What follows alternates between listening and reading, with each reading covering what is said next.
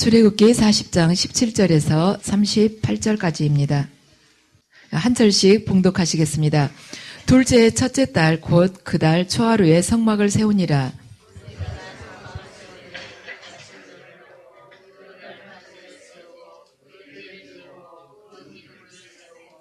또 성막 위에 막을 펴고 그 위에 덮개를 덮으니 여호와께서 모세에게 명령하신 대로 되니라.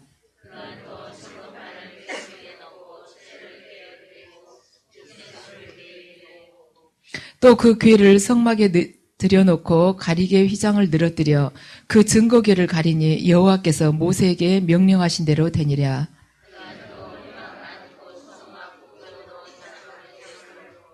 또 여호와 앞 그 상 위에 떡을 진설하니 여호와께서 모세에게 명령하신 대로 되니라.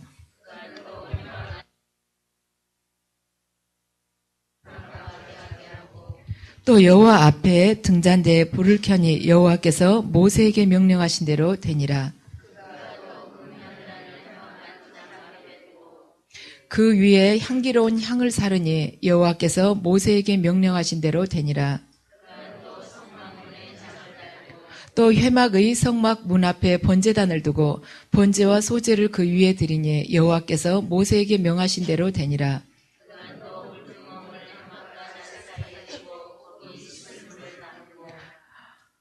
모세와 아론과 그의 아들들이 거기에서 수족을 씻되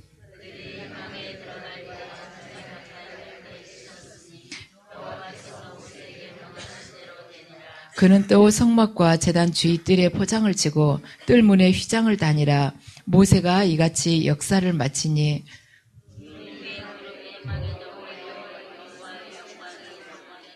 모세가 회막에 들어갈 수 없었으니 이는 구름이 회막 위에 덮이고 여호와의 영광이 성막에 충만함이었으며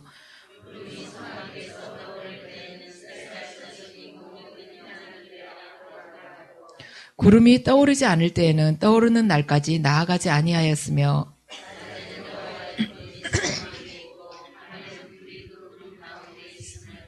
이스라엘의 온 족속이 그 모든 행진하는 길에서 그들의 눈으로 보았더라. 아멘. 이 시간에는 충만한 여호와의 영광에 대해서 말씀을 드리겠습니다. 출애굽기 오늘 마지막 장을 우리가 봉독을 했습니다. 근데 출애굽기는 40개의 장이 있는데 그 중에서 12개의 장이 지금 성전을 짓는 내용입니다. 그렇다면 이렇게 성전 짓는 데다가 12개의 장을 할애한 것은 성전 짓는 것이 그만큼 중요하기 때문에 이렇게 할애했다고 볼 수가 있습니다. 그렇다면 이스라엘 백성들에게 있어서 중요한 것은 뭐였는가? 하나님을 바르게 섬기는 것이 중요하다는 것입니다. 근데 이스라엘 백성들이 가만 주변을 둘러보면 다른 민족들은 자기들이 잘 살기 위해서 다른 부족들하고 무역도 하고 또한 강대한 말하자면 이 군사력을 키우기 위해서 병력을 증대시키기도 하고 있는데 자기들은 하나님 말씀만 지키라는 것입니다. 너희들이 말씀을 지키면 복이 될 것이며 또한 이 세상에서 빛이 된다. 이걸 지금 성경은 말씀을 하고 있는 것입니다. 그렇지만 이스라엘 백성들이 하나님을 오랫동안 섬기다 보니까 자기들이 하나님을 가만 보면은 자기들한테 뭔가 날마다 적극적으로 막 쏟아 부어주셔야 되는데 하나님은 조용하게 계신 것 같아요. 그런데 세상을 주변을 딱 둘러보면 이 세상은 급속도로 변하면서 가만히 있어가지고는 자기들은 모든 것을 놓칠 것만 같다는 생각이 듭니다. 그래서 나중에는 하나님 섬기는 일을 버리고 자기들도 세상으로 따라가게 된 것이죠. 결국에 그래서 멸망을 하게 됐습니다. 우리들 또한 마찬가지입니다.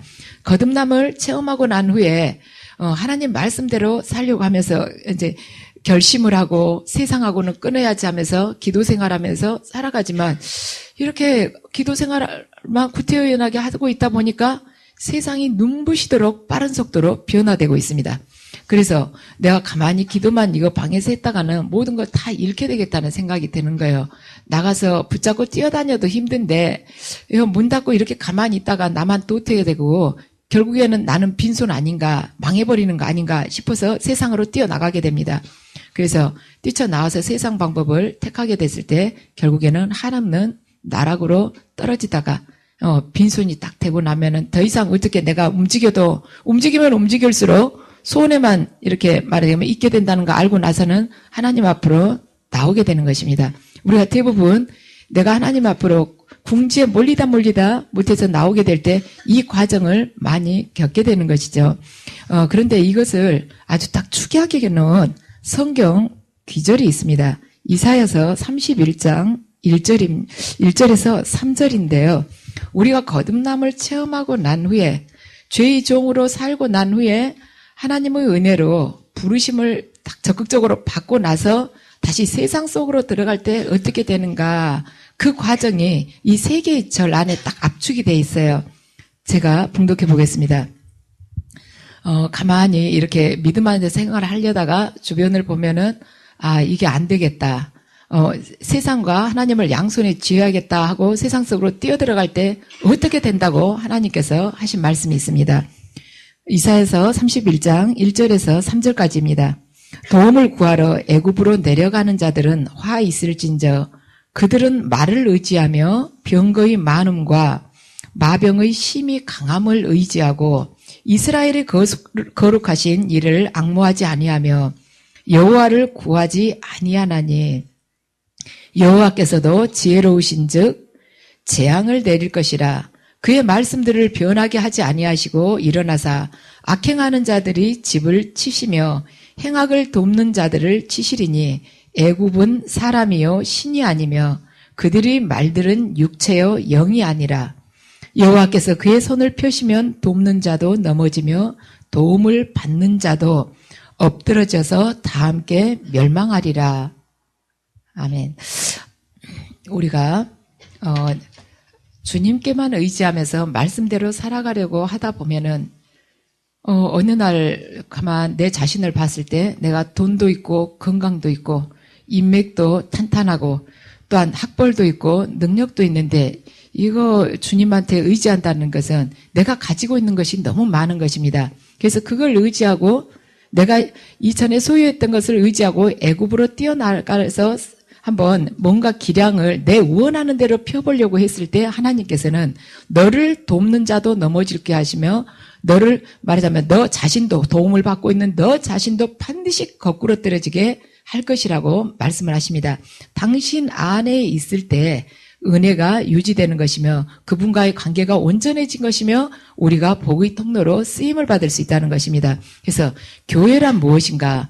교회란 세상의 것을 담는 것이 교회가 아니라 하나님의 은혜와 영광을 담는 것이 교회라는 것입니다. 그러면 교회 건물만이 건물이 아니라 교회가 아니라 우리 자신도 교회이므로 우리 자신, 이 성전이라는 것은 세상의 것을 담는 것이 성전이 아니라 하나님의 진리와 은혜와 영광을 담는 것이 바로 우리들 자신이라는 것입니다.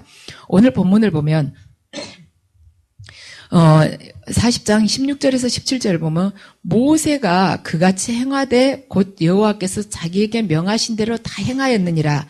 그래서 둘째의 첫째 달 곧 그 달 초하루에 성막을 세우니라. 이 날짜가 참 복잡하죠. 이게 뭐냐면 둘째 해라는 것은 이스라엘 백성들이 출애굽한 지 딱 이제 만 1년이 지난 바로 다음 날이라는 것이에요. 바로 다음 날. 그날이 뭐냐면 성막을 세운 날이라는 것입니다. 이날 1년이 지나고 성막을 딱 세운 날, 요 날은 바로 1년 전 출애굽한 날이라는 것입니다. 그러니까 정월 초하루라는 거예요. 말하자면 2013년 정월 초하루에 출애굽했고 2014년 정월 초하루에 이제 성막을 세웠다는 것입니다. 그러면 하나님께서는 지금 성막을 세운 날하고 이스라엘 백성들이 출애굽한 날하고 딱 일치를 시키고 있어요. 정월 초하루 이렇게. 왜냐? 이스라엘 백성의 모든 역사는 출애굽과 성전에서부터 시작된다는 것입니다. 그래서 이스라엘 백성들의 날짜가 언제부터 시작되는가? 애굽을 떠난 날로부터 성막에서 제대로 하나님께 예배를 드린 날에서부터 시작된다는 것입니다. 애굽을 떠난 날이 1월 1일이고 성막에서 예배를 드린 날이 1월 1일이라는 것입니다. 그래서 우리들 삶에서 가장 중요한 것은 언젠가? 우리들에게서 그 카이로스 시간이 바로 애굽을 떠난 날, 성막을 세운 날이라는 것이죠. 그래서 우리에게 있어서 가장 중요한 날은 바로 예수님을 만난 날이다. 죄의 종으로 살다가 거기서 벗어나서 하나님 안으로 들어가는 때, 그때가 바로 우리에게 있어서는 가장 중요한 날이라는 것입니다. 그날이 우리의 정월 초하루라는 것입니다. 그래서 그 죄의 종으로 벗어나게 됐을 때 우리가 과거의 아픈 상처나 내가 실패함으로 인해서 나에게 계속해서 말하자면 낙심하게 하고 나를 왜소하게끔 작은 존재로 내 자존감을 찾지 못하게 했던 그 모든 아픔으로부터 그 멍에를 벗게 되는 것입니다. 그래서 우리가 이제 새로운 사람이 되는 것이죠. 그러면 하나님께서 애굽을 떠난 나라고 성막을 세운 나라고 왜 일치시켰는가? 일치시키는 이유가 있습니다. 그건 뭔가? 애굽을 떠난 목적은 무엇인가? 하나님을 바르게 예배하기 위해서 애굽을 떠났다는 것입니다. 그래서 우리들도 마찬가지예요. 우리들도 죄의 종으로 살았던 우리들이 그걸로부터 출애굽하게 된 것은 무엇인가? 하나님을 바로 예배하기 위해서. 지금까지는 세상 욕심을 따라가면서 살아왔었지만 앞으로는 하나님을 거룩하게 예배드리는 그 삶을 살아라고 하나님께서 우리를 불러주신 것입니다. 그래서 우리는 이 세상에서 성공하고 싶습니다. 인정받고 싶어요. 다른 사람들로부터 부러움을 받고 싶고 많은 사람들로부터 인기를 얻고 사랑을 받고 싶지만 하나님께서는 그건 아니라고 말씀을 하십니다. 그런데 내가 그렇게 그것을 원한다. 그랬을 때 하나님께서 그것이 나에게 꼭 필요한 것이라면 언젠가나 하나님께서 원하신 그 시간에 나에게 허락해 주신다는 것입니다. 오늘 본문 보면 하나님께서 모세에게 말씀하신 것과 모세가 그 말씀을 따라서 그 행한 것, 성막을 세운 것을 이중적으로 기록을 하고 있습니다. 여기 성막 세운 것을 보면 이러이러하게 세워라, 이렇게 하게 해라, 무슨 몇 규빗이고 뭔 얼마 정도 하고 이렇게 쭉 말씀을 하시거든요. 그런데 여기 오늘 본문 보면 여호와께서 모세에게 이렇게 말씀하셨는데 모세가 그대로 다 이루었다. 그대로 다 이루어지니라. 이렇게 써져 있어요. 왜 이렇게 이중적으로 하는가? 그럴 거 없이 하나님께서 모세에게 이렇게 명하니 모세는 그렇게 다 해서 마쳤다. 이러면 되는데 왜 이렇게 두 번이나 똑같은 말을 하고 있는가? 그건 뭔가? 모세가 지금 출애굽기를 쓰지 않았습니까? 그 이유는 우리는 하나님 말씀을 절대적으로 순종을 해야 된다는 것입니다. 이스라엘 백성들이나 우리들이나 마찬가지예요. 모세가 죽으려고 이제 자기 죽음이 임박했을 때 이스라엘 백성들에게 마지막 하는 말이 신명기에 많이 나와 있죠. 그런데 이제 유대 역사를 보면 모세가 했던 말들이 거기가 좀 더 자세하게 나와 있습니다. 이스라엘 백성들이 하나님한테 그렇게 불순종하고 불평하고 대드는 것을 모세가 40년 동안 봐오지 않았습니까? 모세가 뭐라고 부탁을 하냐면 너희들 하나님한테 얼마나 불순종하고 불평을 하고 원망을 했느냐. 너희들 내가 죽고 난 후라도 절대로 너희들 그래서는 안 된다. 그리고 너희들 기질로 봤을 때 나한테 얼마나 대들었느냐. 그걸 가만 역사를 보면은 아주 모세가 여기 가슴에 확 그 상처가 많이 박힌 것 같아요. 너희들 나한테 그동안 얼마나 대들었냐. 너희들이 대든 것은 어느 정도였냐면 타 민족들에게 너희들이 했던 것보다 나한테 더 혹독하게 했다고 모세가 그 말을 합니다. 너희들 우리에게 말하자면 침입해온 그 적들한테 대항했던 것보다 나한테 더 심하게 했다. 그런 기질을 가진 너희들 하나님한테 불순종할 때 너희들은 반드시 파멸하게 될 거라고 모세가 아주 신신당부를 하면서 너희들 이 다음 지도자한테는 나한테 하듯이 하지 말아달라고 모세가 죽음을 앞두고 이스라엘 백성들한테 이야기를 하고 있어요. 그들에게 계속 순종하라는 것이죠. 그러면서 모세가 뭐라냐면 순종을 할 줄 아는 사람이 남에게 다스림을 받을 줄 아는 사람이 남도 다스리는 사람이 된단다. 남도 다스릴 수 있는 자가 된단다. 하고 이스라엘 백성들한테 순종을 계속해서 당부를 하고 있습니다. 그래서 모세가 이걸 이중적으로 기록을 하고 있는 것입니다. 근데 우리는 하나님 말씀이 딱 나에게 내리면 잘 생각해보고 이해가 되면은 받아들이고 도저히 이해가 안 되고 상황이 따라주지 않으면 상황이 나를 딱 따라주고 모든 것이 펼쳐졌을 때는 되지만 그러지 않았을 때는 순종하지 않으려고 말하자면 뒷걸음질을 치게 되는 것이죠. 그래서 이런 경우에는 하나님을 더디 믿는 자가 되는 것입니다. 우리가 이런 식으로 하나님 말씀에 순종하게 될 때는 주도권을 잃게 됩니다. 하나님 말씀이 막 떨어지자마자 즉시 순종하는 사람을 통해서 하나님은 기적적인 일을 행하시기 때문입니다. 성경 보면 나오죠. 예수님의 어머니 마리아가 그 약혼한 처지에 임신을 하면 어떻게 되겠습니까? 그 시대로 봤을 때는 돌에 맞아 죽어야 되지 않았습니까? 근데 그대로 주의 종이오니 그대로 이루어지라고 그러죠. 그래서 그 마리아는 말하자면 하나님의 아들을 말하자면 탄생시키는 그러한 귀한 그러한 기회를 얻게 되지 않았습니까? 근데 똑같이 아기를 낳아도 말하자면 세례자 요한의 아버지 사가랴는 어땠습니까? 사가랴가 엘리사벳하고 기도를 했어요. 아이를 달라고. 거기 보면은 나오죠. 네가 너희 기도가 상달됐다고. 그래서 하나님께서 너에게 아들을 주기를 원하신다니까 사가랴가 깜짝 놀래죠. 자기가 기도해놓고도 깜짝 놀라는 거 믿지를 않은 거예요. 그래서 결국 사가랴가 어떻게 해서 믿게 됐어요? 벙어리가 되고 나니까 믿게 됐지 않았습니까?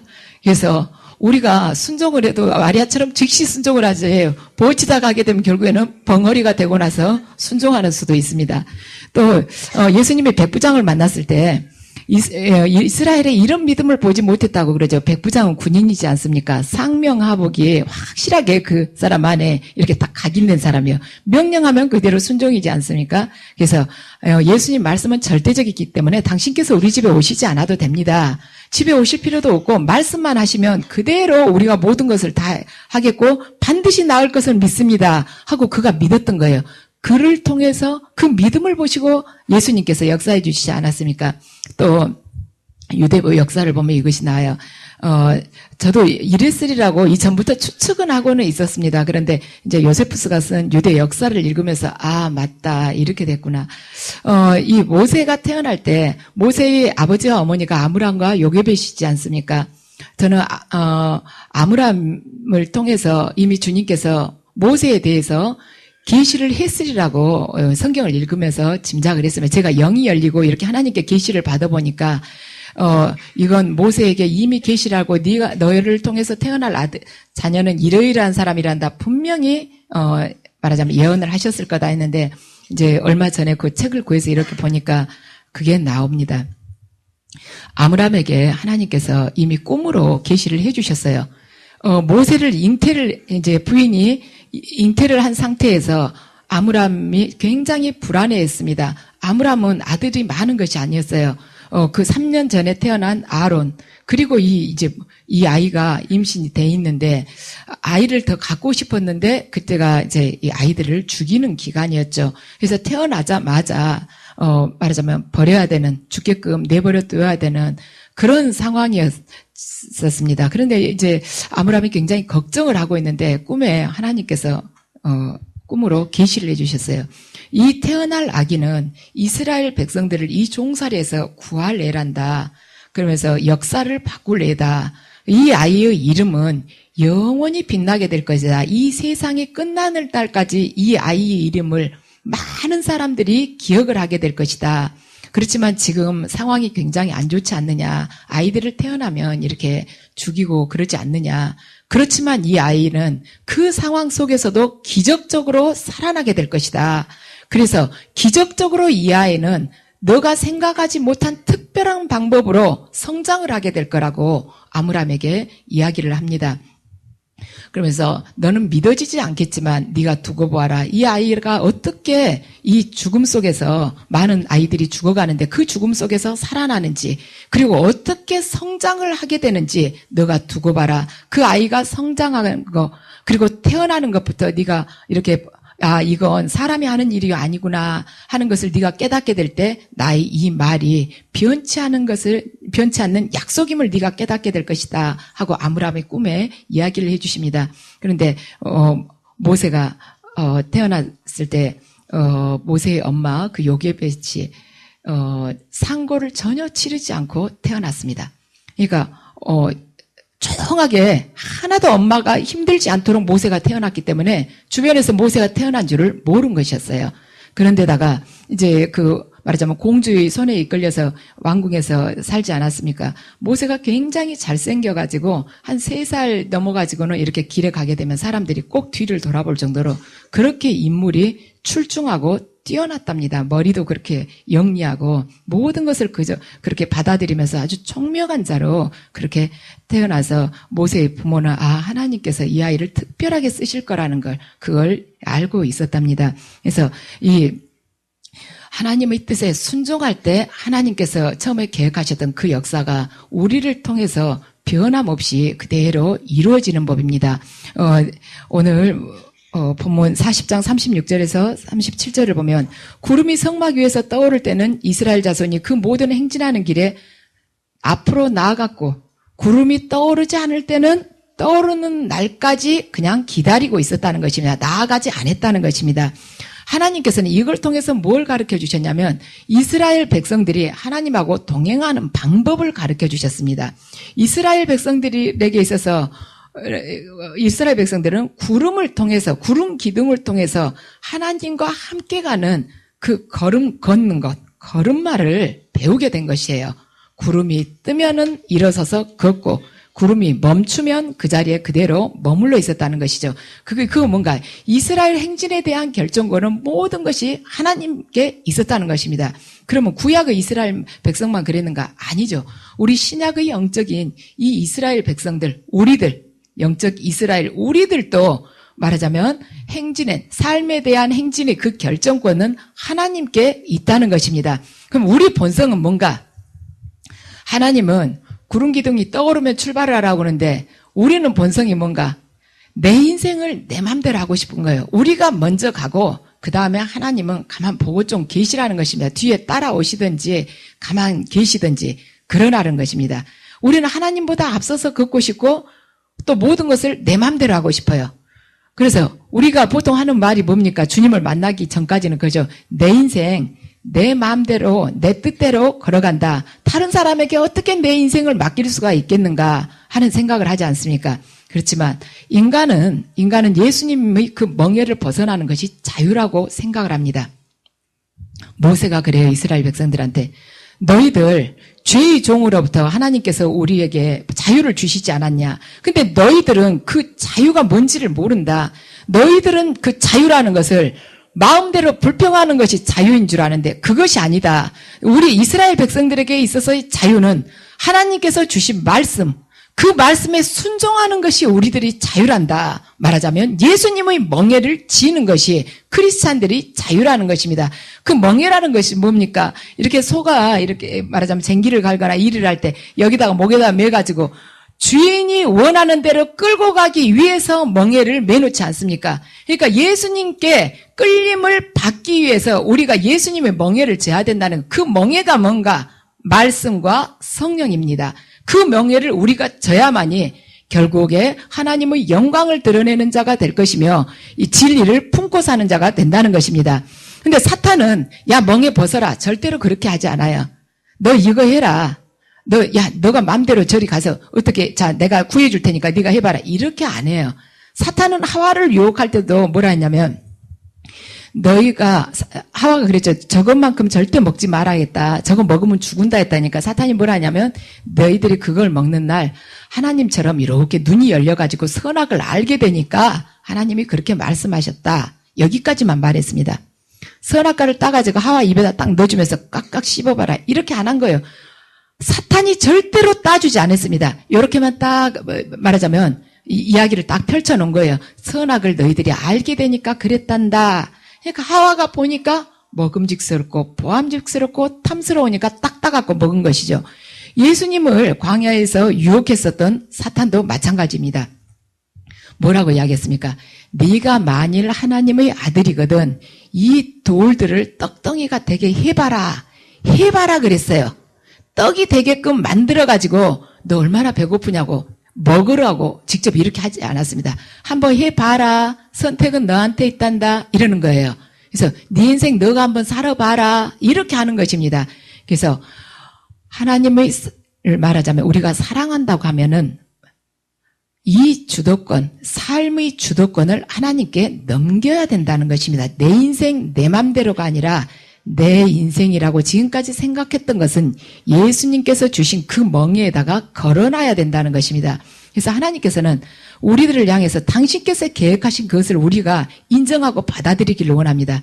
그래서 그분은 우리를 높이실 수도 있고 낮추실 수도 있는데 우리는 어느 순간 우리를 낮추시기도 해요. 겸손한 자로 만들기 위해서. 근데 우리는 다 높아지고 싶고 인정받고 싶은 것입니다. 그리고 내가 계획한 거 반드시 성취를 해보고 싶어요. 그래서 어떻습니까? 마음이 급하죠. 하루빨리 성취를 하고 싶습니다. 그렇지만 하나님은 당신 계획 안에서 우리가 살기를 원하는 것이죠. 우리가 훈련받는 것은 왜 훈련을 받는가? 왜 연단을 받는가? 기질을 바꾸기 위해서 하나님께서 우리를 훈련을 시키십니다. 우리 말하자면 우리 영적인 이피를 싹 뽑아서 하나님 걸로 딱 대체시키기 위해서 훈련을 시키시는 거예요.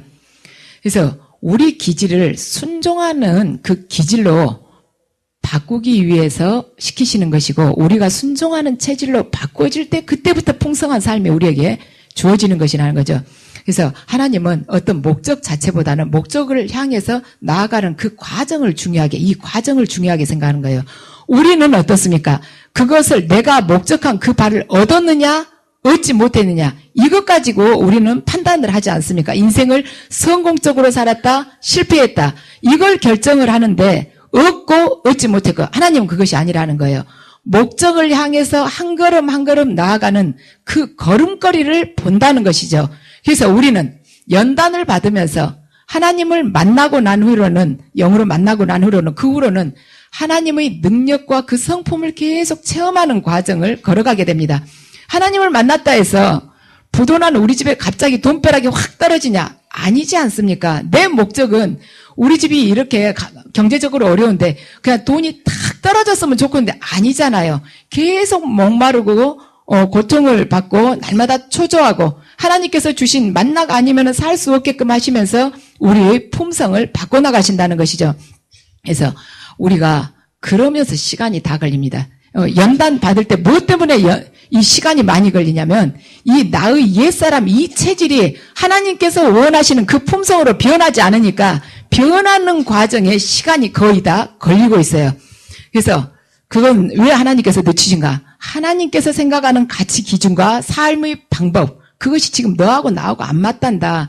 그걸 맞으면 그 기질과 생각이 맞으면 이제 훈련은 끝난단다. 하나님께서는 우리에게 그렇게 말씀을 하십니다. 그래서 그것이 이제 하나님께서 생각하는 그 가치 기준과 내 생각과 품성이 원하신 대로 딱 맞으면 어떻게 되는가? 그때부터는 일사천리로 진행이 됩니다. 근데 그 전까지는 정말 더디고 고통스러운 시간이 나날이죠. 그래서 우리가 하나님을 만나고 하나님하고 동행하고 살 때 다른 것은 하나도 급하지가 않습니다. 뭐가 급한가? 뭘 배워야 되는가? 하나님의 걸음걸이를 배워야 됩니다.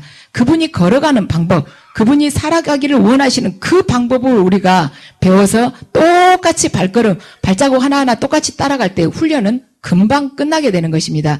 그래서 그러죠. 이런 말이 있어요. 낙천적인 사람은 푸른 신호등만 보고 부정적인 사람은 빨간 신호등만 본다. 이런 말이 있죠. 그럼 크리스찬은 어떤 신호등을 보겠는가? 크리스찬은 생명이라고 합니다. 왜냐하면 언제나 내가 원하는 대로 그 낙천적으로 파란 신호등만 볼 수도 없고 무조건 부정적으로 생각하는 빨간 신호등만 볼 수가 없고 다만 크리스찬은 무조건 하나님의 뜻만 보아야 된다는 것이죠. 그래서 생명이라고 합니다. 그래서 출애굽기는 맨 1장이 뭘로 시작이 되냐면 에집트에서 종살이하는 걸로 시작이 됩니다. 맨 마지막은 뭘로 시작하냐면 회막에 여호와의 영광이 가득한 걸로 끝나게 돼요. 출애굽기를 자세히 보면 종살이에서 시작해서 여호와의 영광이 가득한 걸로 마무리를 짓습니다. 이것은 이스라엘 백성의 지도자된 모세의 순종을 통해서 성전에 여호와의 영광이 충만하게 되었다. 이렇게 기록이 된 것입니다. 그래서 여호와의 영광은 결국 어떻게 되었는가? 여호와께서 모세에게 명령하신 대로 그대로 되니라. 이렇게 해서 여호와의 영광이 충만하게 된 거예요. 여호와께서 모세에게 명령하신 대로 그대로 모세가 행했을 때 이스라엘 백성들과 함께 행했을 때 영광이 충만하게 됐다는 것입니다. 그래서 이 시간 여러분들의 삶이 여호와께서 여러분에게 명령하신 대로 그대로 되니라가 바로 여러분들이 삶 속에서 이루어지시기 바랍니다. 그 삶이 이루어지실 때 여러분들을 자체가 성전이지 않습니까? 그래서 여러분들이 그 성전, 여러분들의 삶은 여호와의 영광이 충만한 삶이 되실 것입니다. 그래서 우리 기도하면서 나를 하나님께 순종하지 못하게 하는 내 삶 속의 그 어둠의 세력들을 이 시간 몰아내는 그 시간 되시기 바랍니다.